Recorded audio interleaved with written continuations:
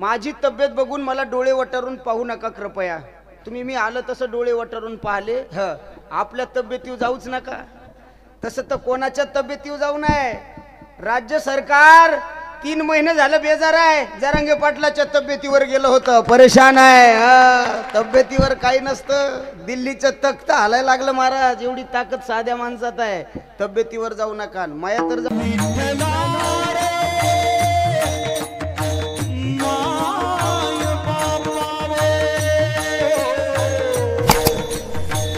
नका, कारण आपण तब्येतीहून नाही कळणार तुम्हाला. मग त्याच्यासाठी भांडणच करावं लागतील. आणि भांडणं लागल्यावर सगळ्यात आधी मी पळून जात असतो. हे आपलं मोठेपण आहे. विठाला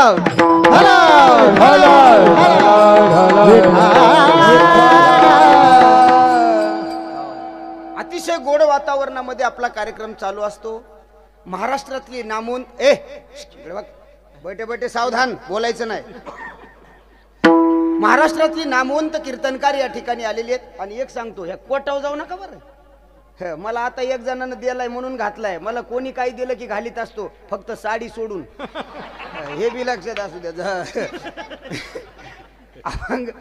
अभंग 4 चरणाचा आहे. नामदेवरायचा अभंग सेवेसाठी निवडलेला आहे. वारकरी संप्रदायाचं दंडक, वारकरी संप्रदायाचा नियम, वारकरी संप्रदायाची आचारसंहिता, वारकरी संप्रदायाचा नियम असा आहे, मागणी पर कीर्तन काल्याच्या पूर्वसंध्येला चिंतन असावं, मागणी पर असावं, देवाकडे आज मागायचंय.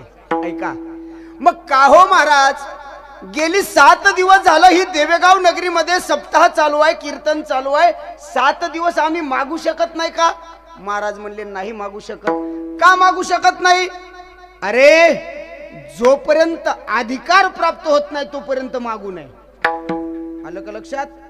जोपर्यंत अधिकार प्राप्त होत नाही तोपर्यंत मागू नये. एकदा का तुम्ही अधिकारी झाले ना, मागायची काय गरज आहे? पुढच्याला द्यावं लागतं. आणि जर देणारा असमर्थ असेल तर खाली मान घालावी लागते. मी काय बोलतो ऐका. तुम्ही जर मागण्याचे अधिकारी झाला आणि देणारा जर असमर्थ असेल तर खाली मान घालावी लागते, नाही तर पळून जावं लागतं. बघा, ए बोलू नका. कोण बोलायले तिकडं? अहो बोलाय तुम्ही फुकट बोलायले. मी बोलायलो तो पैसे घेऊन बोलायलो. फुकट बोलत असते तो कुठं बी. कीर्तनात फुकट बोलायचंच नाही. हा, इथं 2 मिनिटं ऐका. आणि कीर्तनी बडबड करेल जो कोणी बेडूक होऊन येईल जन्म. महाराज म्हणले बेंडकाचा जन्म येतो. तरी एक म्हातारी म्हणली महाराज मी हळूहळू बोलायले. महाराज म्हणले तू बारकी बेंडकी होशील, पण होशील एवढं कर रे विठाला.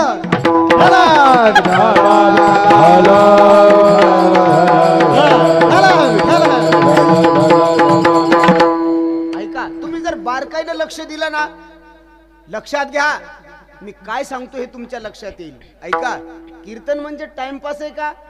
नाही. मग महत्वाचा मुद्दा सांगतो. मागणारा जर अधिकारी असेल आणि देणारा जर असमर्थ असेल तर खाली मान घालावी लागते, नाही तर पळून जावं लागतं. बघा, तीच माऊली बाजाराच्या दिवशी पैसे मागायला येते, जिनं 6 दिवस आपल्या शेतात काम केलं. बरोबर आहे? आता ती मागण्याची काय आहे? अधिकारी आहे, पण मालकाकडे पैसेच नाहीत. आता एक तर त्याला खाली मान घालावं लागते, नाही तर पळून जावं लागतं. एक बाई गेली पैसे आणायला. ताई दादा कुठे आहेत? आता तीन पाहिलं पैसे न्यायला आले. ती म्हणे आताच बाहेर गेलेत. ती म्हणे चपला तर इथंच आहेत. ती म्हणे माया घालून गेलेत. लपावं लागतं. ऐका, अधिकार प्राप्त झाला मग आज आपल्याला अधिकार प्राप्त झाला.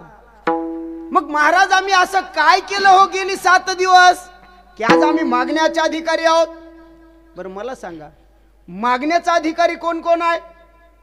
कुणी मागावं, कुणाला मागावं, किती मागावं, कुठं मागावं, कसं मागावं आणि केव्हा मागावं हे कळायला पाहिजे. जोपर्यंत मागण्याची टायमिंग कळत नाही तोपर्यंत मागणीला काही किंमत नाही. विठ्ठला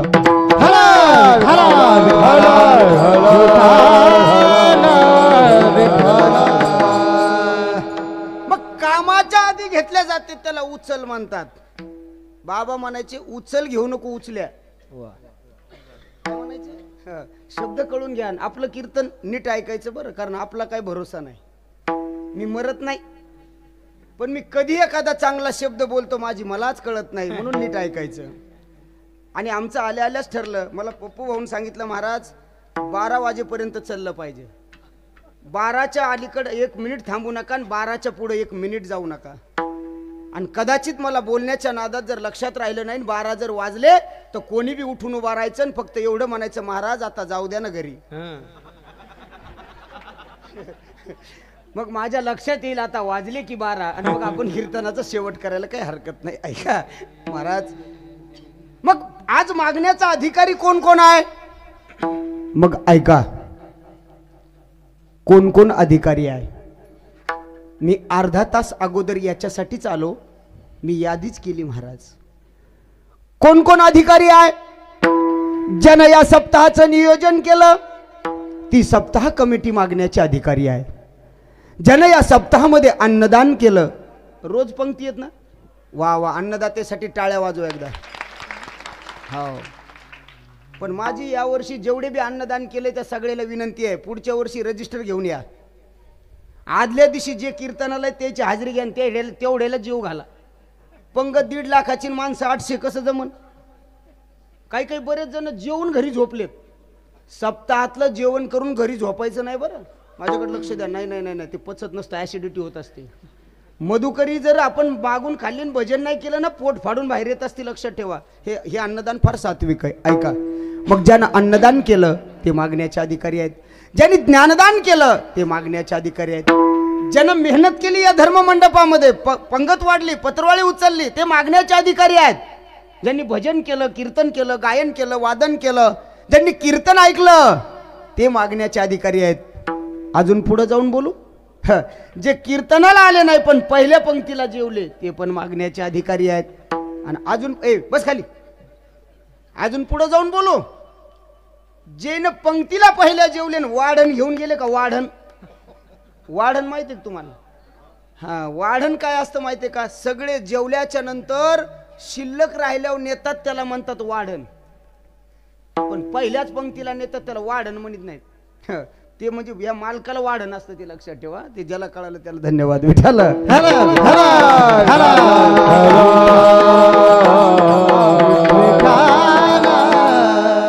मग मागावं कुणाला?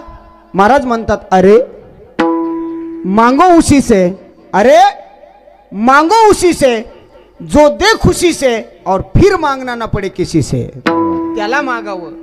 त्याने एकदा दिलं ना दादा की कोणाला मागायची गरज पडू नये. आता लक्ष देऊन ऐका, या अभंगामध्ये मागणारे संत आहेत. मागणारे संत आहेत. कुणाकडे मागतात? मागणी कुणाकडे आहे? देवाकडे आहे. मागणारे संत आहेत, मागणी देवाकडे आहे. पण माझा प्रश्न आहे सगळ्या वारकरी संप्रदायातल्या भाविक भक्तांना, दादा रोज अभंग म्हणतो, हे पंचपदी झाल्यावर आपण हे पसायदान आहे नामदेवरायचं, हा अभंग पाठ नाही असा वारकरी नाही. आणि ज्याला अभंग पाठ नाही त्याला आपण वारकरी सुद्धा म्हणू नये. महाराज हा अभंग इतक्या पाठातला आहे. तरी एक जण मला म्हणलं याचं ध्रुवपद काय आहे? म्हणलं तू धुरे कोरायच्यात ना आधी का, याचं ध्रुवपद कळू नये. ऐका, या अभंगामध्ये हे पसायदान आहे. ज्ञानोबरायचं पसायदान, हे नामदेवरायचं पसायदान आहे. हे भाविकासाठी मागितलेलं आहे. मग मागणारे संत आहेत, देणारा देव आहे. तरी माझा प्रश्न आहे, ही मागणी पूर्ण झाली का? बोला पटकन. मागणी पूर्ण झाली? नाही झाली. मग झाली नाही तर मागणारे संत आहेत, म्हणजे संताला मागायचं कळत नाही का, देवाला द्यायचं कळत नाही? प्रश्न आहे का नाही? रोजच म्हणतो अभंग, मर्म जाणून घ्या ना.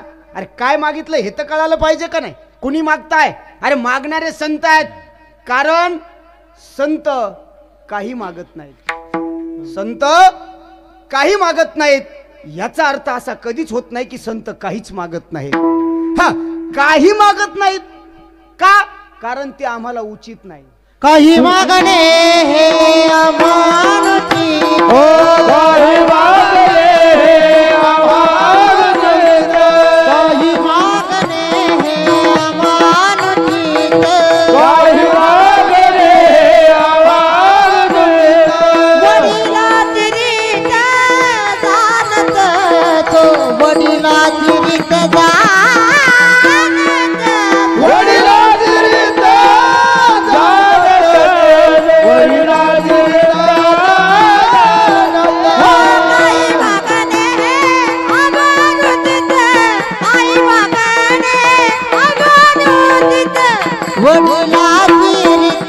वडिलाची रीत जाणतो वडिलाची रीत वडिलाची रीत जाणतो काही मागणे अमानुतीच काही मागणे अमानुतीच वडिलाची रीत जाणतो वडिलाची रीत जाणतो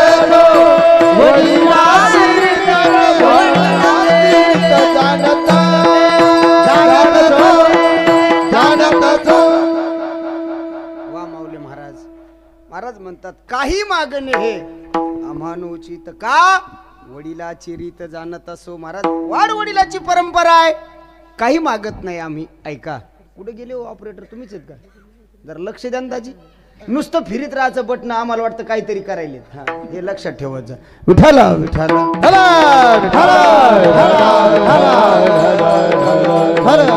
विठाल. मग मागणी मागणी नामदेव रायाची आहे. मागतायत पांडुरंगाकड, पूर्ण झाली का हो? अकल्प आयुष्य. अकल्प म्हणजे किती?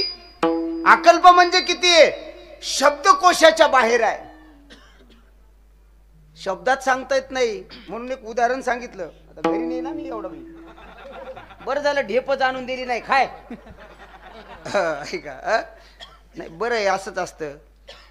पैसे मागितलं बी बंडलच दिलं पाहिजे. धर जरा समाधान होतं, बाकी काही नाही. इकडे लक्ष द्या. ऐका मागणी आहे. अकल्प म्हणजे किती हो महाराज? शब्दात सांगता येत नाही. गुरुजी एक दृष्टांत सांगायचे. अकल्प म्हणजे किती? एक कल्प म्हणजे किती? 2 बाय 2 बाय 2चा खड्डा खांदायचा. 2 फूट लांब, 2 फूट रुंद आणि 2 फूट खोल. त्याच्यामध्ये मेंढीचे केस हत्तीच्या पायानं दाबायचे, वरून शेणानं सारवायचं. 12 वर्ष झालं की एक केस बाहेर काढायचा आणि ते सगळे केस काढणं झाले की तवा समजायचं एक कल्प झाला. असे अकल्प म्हणजे जे कल्पनेच्या बाहेर आहेत.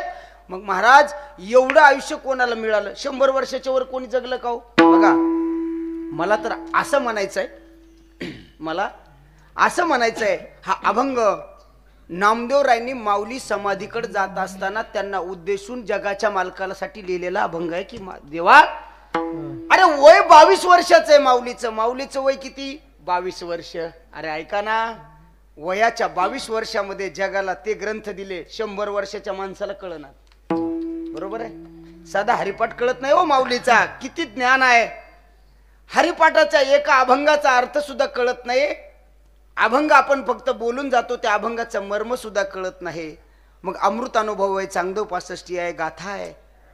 मग एवढं 22 वर्षात मी तर असं म्हणेल माझे विश्व माऊली ज्ञानोबा जर अजून 10 वर्ष जगले असते तर हा वारकरी संप्रदाय महाराष्ट्रात काय जगामध्ये रुजवला असता. एवढी ताकद माऊलीची होती. गोष्ट लक्षात ठेवा, एवढी ताकद. पण नाही, ते लक्षात आलं नामदेव रायाच्या. 22व्या वर्षी समाधी घेतायत. बघा तुम्ही कोणत्या संताचं वय मला 100च्या वर दाखवा. तुकोबर आहे 50-52 वर्षाचं आयुष्य. नामदेव रायाचं आयुष्य थोडंच आहे. सगळ्या संतांचं आयुष्य 70-80-75च्या आत आहे.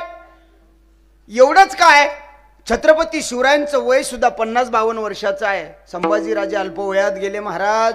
मग ही चांगली माणसं कमी वयात जातात ना, त्यावेळेस लिहिलं. पण महाराज मग लिहिलं नामदेव रायांनी. कोणाला भेटलं 100च्या वर सांगा, दाखवा बरं नाव एखाद्या संताचं की नामदेव राय म्हणतायत आणि या संताला आयुष्य 100च्या वर मिळालं. कल्प द्या सोडून. मिळालं का? नाही. म्हणजे मागणी खरी झाली का? नाही. पण ऐका ना, मागणी खरी झाली हो. नामदेव रायांनी कोण्या व्यक्तीला आयुष्य मागितलंच नाही. नाही मागितलं कोण्या व्यक्तीला. स्पेसिफिक कोणासाठी मागणी नाही केली. मग नामदेव रायांनी कुळाला मागितलं. थोडक्यात काय, मागणी खरी झाली. आजही तुकोबरायचे वंशज हरिभक्त परायण आहेत. आजही नाथ महाराजांचे वंशज हरिभक्त परायण आहेत. हा, हरिभक्त परायणचं पोरगा हरिभक्त परायण होईल शंका आहे. बऱ्याच महाराजांचे पोरं खेकडे धरायलेत आणि बऱ्याच पेनाराचे पोरं महाराज झाले. ऐका, जन्मावरून कर्मावरून सिद्ध होतं महाराज. जन्मावरून काही सिद्ध होत नाही, कर्मावरून तुम्ही काय करता लक्षात ठेवा.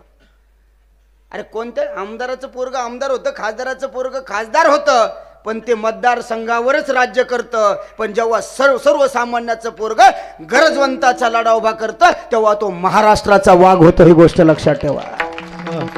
महाराष्ट्राचा वाघ होत असतो महाराज. तसं मला लय माग लागलेत बरं. एक मी काय चुकलो मला माहित नाही, मला दुरुस्त करून द्या. एक माझं वाक्य व्हायरल झालं होतं. 2-4 आमदार माझ्या विरोधात गेले. काहून गेले मला नाही कळालं. मी काही तेवढा मोठा नाही, पण ते मला टार्गेट करू लागले. मी एवढंच बोललो, ऐका काय चुकलं फक्त दुरुस्त करून द्या. मी एवढं म्हटलं, आज 150च्या आसपास आमदार विधानसभेवर मराठ्यांचे आहेत, बरोबर आहे? अंदाजे 125 असतील, 150 असतील. आपण मोजले नाही ना, आपण तशा खराब गोष्टी लक्ष बी देत नाही, ऐका.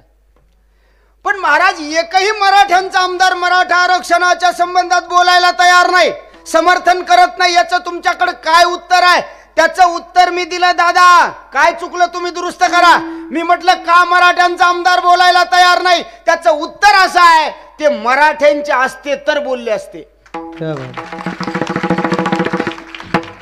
उद्धवा अजब तुझे सरकार, उद्धवा अजब तुझे सरकार, उद्धवा अजब तुझे सरकार, उद्धवा अजब तुझे सरकार.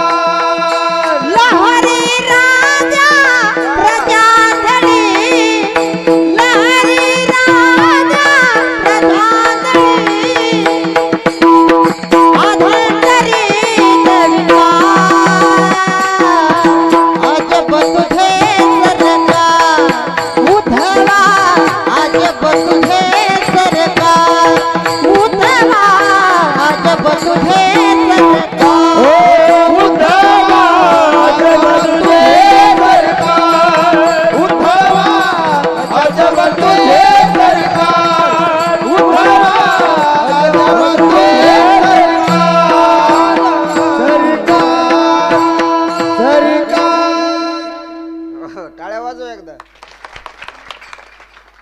राजा लहरी झाला आणि प्रजा आंधळी झाली की अराजकता माजत असते, म्हणून डोळस राहिलं पाहिजे. इकडे लक्ष द्या, काही समन्वय लावू नका बरं. मी काय सांगतो ते लक्षात ठेवा.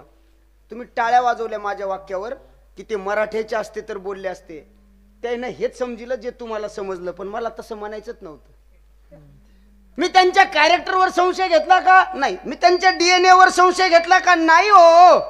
माझं असं म्हणणं होतं की ते मराठा समाजाकडून याच्यासाठी बोलत नाहीत कारण ते मराठ्यांचे नाहीत, मग ते त्यांच्या पक्षाचे आहेत. कळतंय? ते त्यांच्या पक्षाचे आहेत, मग ते आपल्याकडून बोलावं असं वाटत असतील तर येणाऱ्या विधानसभेला आपले निवडून द्या, बोलल्याशिवाय राहणार नाहीत. विठाला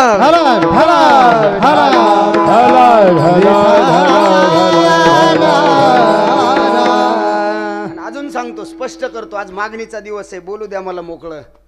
आपल्याच गावात आलो मी तुमचाच आहे. तुम्ही नाही म्हणले तरी बी, कारण मला मोठ्या माणसाच्या ओटीत लय बसावं लागतं. लय आवडतं मला. मी मोठ्या गावामध्ये कधीच टाळीत नाही. मोठं गाव मी टाळ नाही वाजित, पण गाव नाही टाळीत, एवढं लक्षात ठेवा.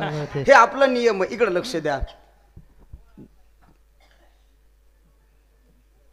स्वयंपाक चालू आहे, पण न बोलता बी होते बरं स्वयंपाक. आमची आचारी बोलतच नाही स्वयंपाक करताना. त्याचं लयच खास वैशिष्ट्य आहे. पुढच्या वर्षी ते आणू आपण. हा विठ्ठल.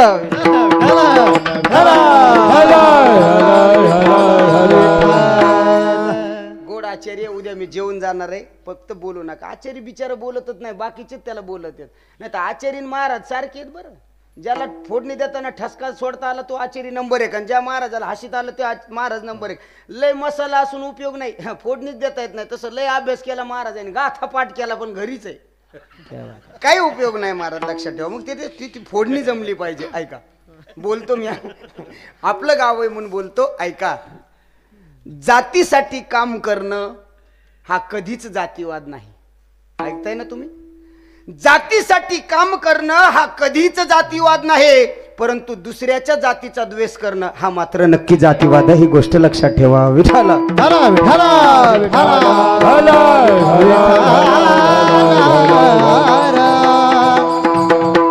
मग अकल्प आयुष्य मिळणं म्हणजे काय? अरे हरिभक्त परायणचं पोरग हरिभक्त परायण झालं पाहिजे. म्हणजे महाराज वारकऱ्याच्या घरी वारकरी जन्माला आला पाहिजे. ही साधी मागणी आजच्या अभंगामध्ये नामदेव राय अभंगाच्या अकल्प आयुष्य